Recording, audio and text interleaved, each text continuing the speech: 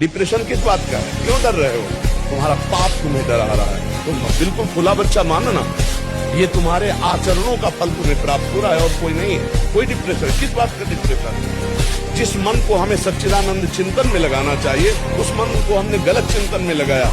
जिस शरीर से हमें सद आचरण करने चाहिए, हमने गलत आचरण किए तो परिणाम भोगना पड़ेगा। आपका मन ही आपको दंड देगा, आपकी बुद्धि ही आपके विपरीत हो जाएगी। अगर इससे बचना है तो आज भी हम कह रहे हैं, नाम जप शुरू कर दो, जोर जोर से नाम जप शुरू कर दो और गंदे आचरणों का त्याग कर दो। आसन पे बैठिए, आपका शरीर स्वस्थ रहेगा। फिर अगर आप विद्यार्थी हैं तो जैसे हम शास्त्र स्वाध्याय करते हैं उसी भावना से आप आप देखो, अगर स्मृति आपकी प्रवीण ना हो तो बताना, और आहार आपका सात्विक हो। वो मृत्यु को तो खिलौना समझता है। जो इस आनंद की तरफ जरा सा भी अनुभव होता है ना, उसे मृत्यु खिलौना समझ में आती है। इतना बड़ा महान विकार, प्रेम विकार को जो झेलता है, उसके लिए मृत्यु विकार एक भुनगा नजर आती है। उसके लिए मृत्यु कोई चीज है क्या? नारद जी ने नारायण भगवान से पूछा, तो नारद जी ने पूछा, महाराज ब्रह्म मुहूर्त का क्या लाभ है? नारायण भगवान ने कहा कि मैं तुम्हें एक कहानी सुनाता हूँ। पूर्व काल में एक राजा था चंद्रकेतु, उसका मन अशांत रहता था। एक दिन एक बहुत त्रिकालज्ञ संत पधारे। महात्मा जी ने कहा, बोले ब्रह्म मुहूर्त में उठना प्रारंभ करो। तो राजा एक दिन उठे, स्नान किया और स्नान करके तुरंत बैठ गए आसन पर। वो ध्यान की अवस्था में चला गया। 7 दिन कंप्लीट होते होते उससे साक्षात नारायण भगवान का दर्शन अपने हृदयस्थ होने लगा। हमारी इंद्री, हमारा मन बहुत धोखेबाज है। हमें कोई धोखा नहीं दे सकता। ये हमारा मन, हमारी इंद्रियां हमको धोखा देती है। साधु, साधक, परमार्थ पथिक, भक्त इस बात से परम सावधान। सदाचार और सरलता, संयम के साथ हमारा समय व्यतीत होना चाहिए। किसी के गवाही की जरूरत नहीं है, किसी के प्रमाण की जरूरत नहीं। आप खुद अपने हृदय की भूमिका को नाप लीजिएगा। कितनी ऊंचाई पर चढ़ रहे हो, आपको खुद अनुभव में समझ में आ जाएगा। साधक जब आराध्य देव में मन लगाने का अभ्यास करता है तो उसे सांसारिक बातें याद आती हैं। इससे साधक घबराता है। जब मैं संसार का काम कर रहा था, व्यवहार का काम कर रहा था, तब तो इतनी गंदी बातें नहीं आती थी, इतना गंदा मन नहीं था। पर जब से हमने भगवान का भजन करना शुरू किया, प्रियालाल का चिंतन करना शुरू किया, इतना गंदा, इतनी गंदी बातें, इतनी गंदी प्रेरणाएं, इतनी गंदी मन की स्थिति, वो घबरा जाता है। मन तरह तरह की गंदगी सामने फेंकने लगता है। पर साधक को समझदार बनना है, मूर्ख नहीं। बिल्कुल नहीं घबराना, ये तो आनंद का विषय हो गया। क्या छुपी हुई गंदगी मन की बाहर निकल जाए। व्यायाम करना चाहिए, नाम जप करना। देखो, अब देखो अपना जीवन देखना, 1 साल में आप बदल जाओगे। 1 साल में चेहरा बदल जाएगा, जीवन बदल जाएगा। नाम जप करो, आध्यात्मिक शक्ति बढ़ाओ। व्यायाम करो, शुद्ध भोजन करो, शारीरिक शक्ति बढ़ाओ। अभी आप बलवान बन जाओ। डरो मत। ये डरने का, देखो, अगर पहले सोच ले कि मैं युद्ध करूंगा, पता नहीं कहीं घाव हो जाए तो, हार गया तो, ऐसे नहीं। वीर योद्धा परिणाम में वो पहले युद्ध देखें, जो होगा सो होगा, पहले मैं युद्ध करूंगा। वीर योद्धा ऐसे सोचता है। इतना हिम्मत रखो। आप गिर गए तो पकड़ने वाले भी तो हैं, उठाने वाले भी तो हैं। भगवान के वचन पर विश्वास करो। करो सदा तिनके रखवारी, जिमी बालक राखे महतारी। जैसे माँ अपने बच्चे की रक्षा करते है, ऐसे सदगुरु और भगवान अपने जनों की रक्षा करते हैं। आधा घंटा 1 घंटा तो व्यायाम होना चाहिए।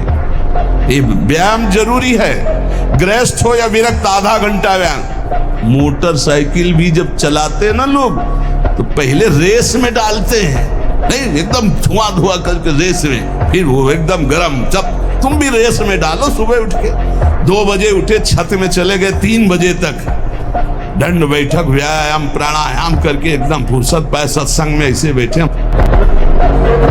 काम तभी आपको प्रबल वेग से परास्त करता है जब आप कोई क्रिया का आश्रय लिए हैं, किसी व्यक्ति का आश्रय लिए। अगर आश्रय न ले तो ऐसे उठेगा और शांत हो जाएगा। ये अनुभूत विषय है। उठेगा और शांत हो जाए, धीरे धीरे धीरे स्फुरणा भी शांत हो जाएगा।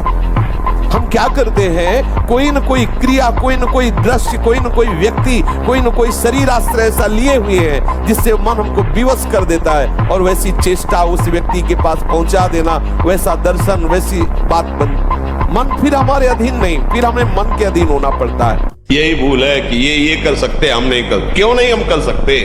बड़ी सी बड़ी स्थिति जितनी भी बनी, चाहे भागवतिक बनी, चाहे लौकिक बनी, हमारे लिए बनी। हम तैयार नहीं करते उसको, हम स्वीकृति नहीं करते। इसीलिए हर देश का नागरिक हर पद पे भारत के बैठ सकता है, ऐसे भगवान का बच्चा हर ऊंचाई पर चढ़ सकता है। थोड़ा आगे बढ़ो, नाम जप करो, धर्म से चलो, और शरीर जैसे जवान शरीर है, व्यायाम करो, जरूर करो। ब्रह्मचारी का स्वभाव गंभीर होता है, विचार परिपक्व होता है, स्मृति प्रवीण होती है उसकी, और हर कष्ट सहने की सामर्थ्य होती है। गर्मी, सर्दी, बरसात, पीड़ा, अपमान, निंदा, वो महान शीतलता अंदर प्रदान करता है। ये जो आप डर जाते हो ना कि मन की बात अगर नहीं पूरी करेंगे तो ये बराबर जलाता रहेगा, नहीं जलाता नहीं रहेगा, वो जल के शुद्ध हो जाएगा। अगर मैंने अपने मन और इंद्रियों की बात नहीं की तो मैं जी नहीं पाऊंगा। ये केवल डरा रहा है, तुम जी नहीं, अमर हो जाओगे। ब्रह्मचर्य ही महान सामर्थ्य, परम पुरुषार्थ, भगवत प्राप्ति का प्रबल साधन है। परम सुख का, परम शांति का, परम स्मृति का, महान धृति का ये प्रधान साधन ब्रह्मचर्य है। जो इस साधन से हीन है वो मृत है, खुद देख ले। स्मृति काम नहीं, शरीर में विशेष रजोगुण का प्रभाव, भोग वासना से जलता हुआ हृदय, छल कपट, आगे चलकर शरीर पीड़ा से युक्त हो जाना, बुझा बुझा स्वभाव रहना, हृदय में एक विशेष चिंता, कल्पनात्मक भय, विषाद और पशुवत आचरण, ब्रह्मचर्यहीन जीवन। आग बुझाने की चेष्टा मत करना। इसमें अगर आपने थोड़ी भी बैलेंस बनाने की कोशिश की तो मार्ग छूट जाएगा। इस आग से ही निकलना है, पक्का तय करो। आग को बुझा करके निकलना है, कभी नहीं, निकल ही नहीं सकते। और जब आप इस आग में कूदोगे तो ये आग जलाएगी नहीं, चंदन हो जाएगी।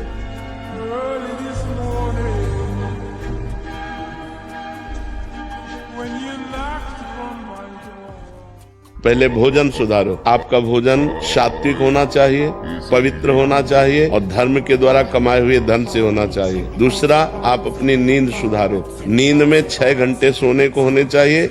10 बजे से लेकर 4 बजे तक कितना समय हुआ? 4 बजे ठीक ब्रह्म मुहूर्त में उठ जाओ। सूर्य भगवान उदय हुए और जो सैया में सो रहा है उसकी आयु, श्री, कीर्ति, बुद्धि सब नष्ट हो जाती है। और जबान सुधारो, हर समय नाम जप करो, मौन का आश्रय लो। अगर उत्तर देना है तो उचित शब्दों का उत्तर दो, व्यर्थ की वार्ता न करो।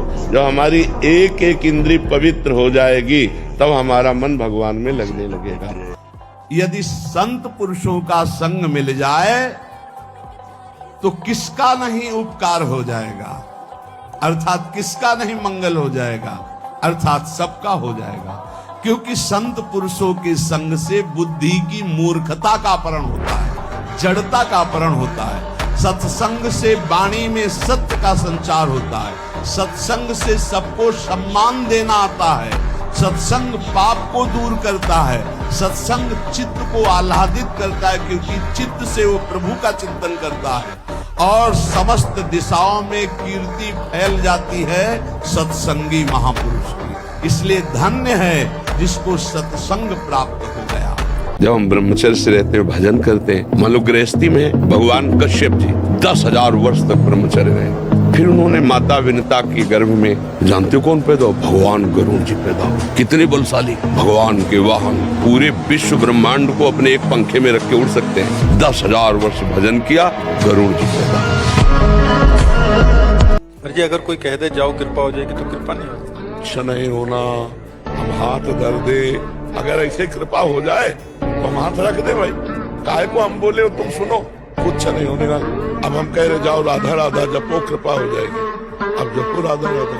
पराई माता बहनों की तरफ गंदी दृष्टि से मत देखो, कोई नशा मत करो, नाम जप करो, दूसरों का परोपकार करो, कृपा ही कृपा है और हो जाएगी।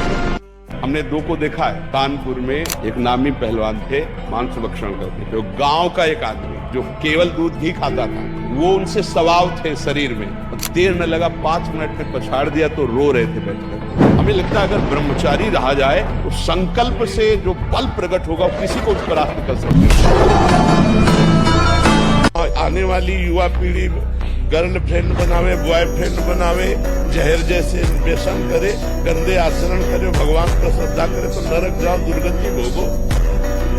अगरबत्ती लगाने से हमारा प्रारब्ध बदल जाएगा। इतनी बड़ी तपस्या है, पाप किए और तूफान जैसा, पहाड़ जैसा, और अगरबत्ती के धुआं से पहाड़ उड़ाना चाहती, उड़ जाएगा क्या?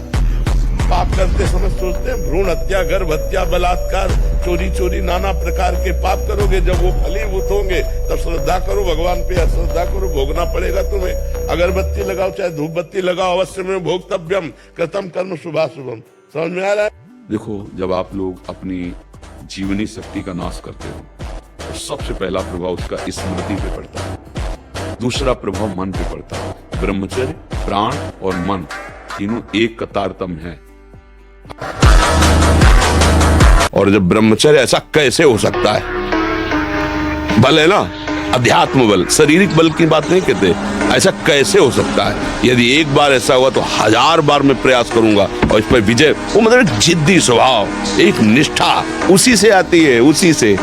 पहले खेती जोतते थे ना किसान, एक पार वाला होता था और पूरे खेत को उसी से जोतला है। बलवान होते, 2 लीटर मठा और 8 रोटी पाए, बैल की जैसी ताकत। अगर बैल को नाक पकड़ के रोक ले तो वो वही खड़ा हो जाए।